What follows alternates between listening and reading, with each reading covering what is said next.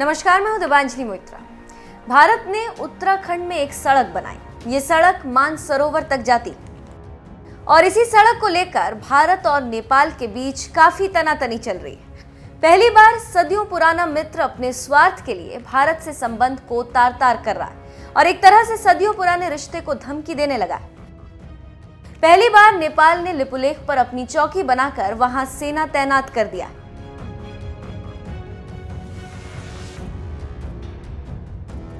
तो आज हम बता रहे हैं कि नेपाल सेना की ताकत कितनी।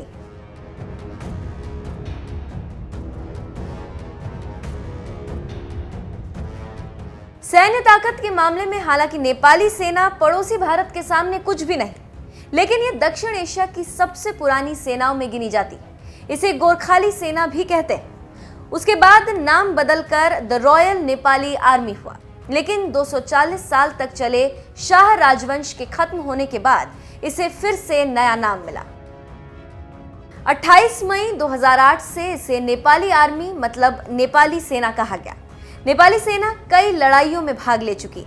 पहले ये सेना चीन और अंग्रेजों से भी मुकाबला कर चुकी। इसके अलावा ये सेना अंग्रेजों की ओर से पहले और दूसरे विश्व युद्ध में भी शिरकत कर चुकी। इसके अलावा संयुक्त राष्ट्र संघ की ओर से भी नेपाल की सेना सोमालिया, सियरा लियोन, इथियोपिया और सूडान के गृह युद्ध में तैनात हो चुकी।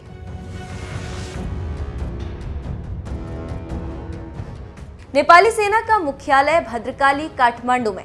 इस समय जनरल पूर्ण चंद्र थापा इसके प्रमुख हैं। किसी भी सेना की ताकत आंकने का सबसे पहला तरीका उसका बजट होता है। तो हम सबसे पहले नेपाली सेना के बजट की चर्चा करें। सेना पर कितना खर्च? साल 2004 में नेपाल ने अपनी सेना पर 99.2 मिलियन डॉलर का खर्च किया था, जो उनकी जीडीपी का 1.5% था। हालांकि इसके बाद सेना पर उनका खर्च लगातार बढ़ता गया। कई खबरों के मुताबिक नेपाली सेना का खर्च 2017 में 405 मिलियन डॉलर तक पहुंच गया। हालांकि 2018 में इसे कुछ कम करके 397 मिलियन डॉलर कर दिया गया। अब हम बताते हैं कि नेपाली सेना की ताकत कितनी। नेपाली सेना की ताकत। नेपाली आर्मी में करीब 1 लाख इन्फेंट्री जवान और वायु सैनिक हैं। 2018 में हिमालय टाइम्स में छपी खबर के मुताबिक नेपाली आर्मी की सैन्य क्षमता 96,000 सैनिकों की। वहीं काठमांडू के एक और प्रमुख समाचार पत्र ने इस क्षमता को 92,000 बताया था। कौन होता है सर्वोच्च कमांडर?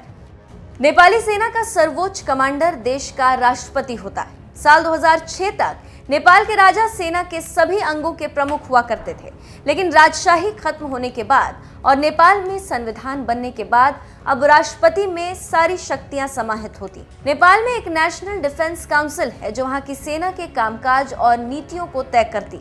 इसमें प्रधानमंत्री, रक्षा मंत्री, सेनाध्यक्ष, विदेश मंत्री, वित्त मंत्री, गृह मंत्री और चीफ सेक्रेटरी होते हैं। कितने डिवीजन हैं? नेपाली सेना में 8 डिविजन्स हैं। नेपाल में 7 राज्य हैं। हर डिवीजन अलग अलग इन राज्यों में और एक काठमांडू वैली में तैनात है। इसके अलावा सेना की 7 स्वतंत्र इकाइयां भी हैं। सेना का मुख्य काम। दूसरे देशों की सेनाओं की तरह नेपाली सेना का मुख्य काम भी देश की सीमाओं की रक्षा, संप्रभुता और नेपाल की स्वतंत्रता को बरकरार रखना है। इसके अलावा उनकी दूसरी भूमिका नेपाल की सरकार की आंतरिक सुरक्षा में मदद करना है। ये सेना संयुक्त राष्ट्र संघ के तमाम शांति अभियानों में भी शिरकत करती।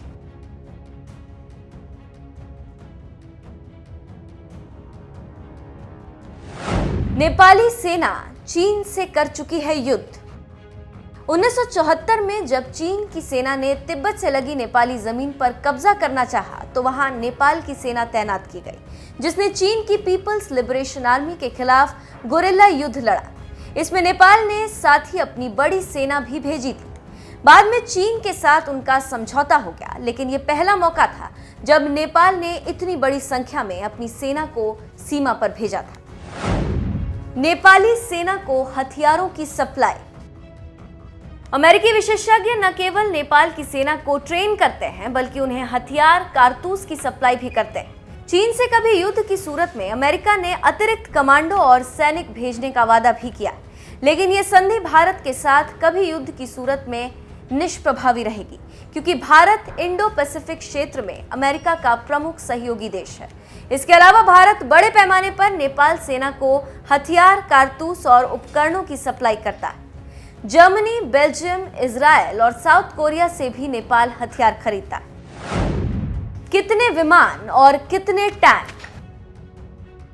दुनिया के देशों की सैन्य क्षमता के बारे में बताने वाली वेबसाइट ग्लोबल फायर पावर की माने तो नेपाल के पास कोई फाइटर प्लेन नहीं है। उसकी वायुसेना के पास 13 हेलीकॉप्टर हैं और 3 मालवाहक विमान।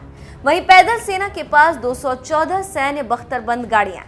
नेपाली सेना के पास कोई टैंक नहीं है। नेपाल के पास अपनी कोई नौसेना नहीं है, क्योंकि नेपाल के पास समुद्र ही नहीं है।